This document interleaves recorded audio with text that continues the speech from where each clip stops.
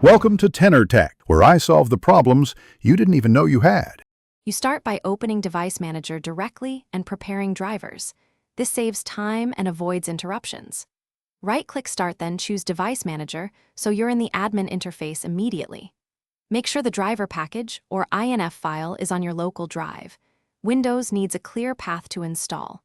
If this is an unsigned driver only and you trust it, you may need to temporarily disable driver signature enforcement.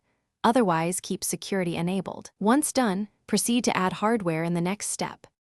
Now locate the target device in Device Manager.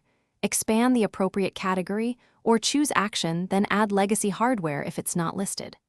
Right-click the device and select Update Driver, then choose Browse My Computer for drivers so you can point Windows directly at your files. Use Have Disk if necessary and navigate to the folder with the INF. Pick the right INF and click Next. Windows will copy files and register the device.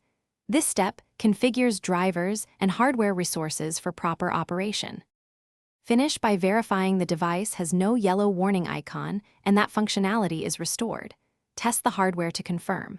If installation fails, uninstall the device from Device Manager, then remove the driver package from the driver store before attempting a clean reinstall to avoid conflicts.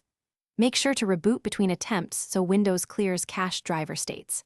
If problems persist, check Event Viewer or set up API logs for error codes. These give actionable clues to driver signing, permission, or compatibility issues that you can resolve next.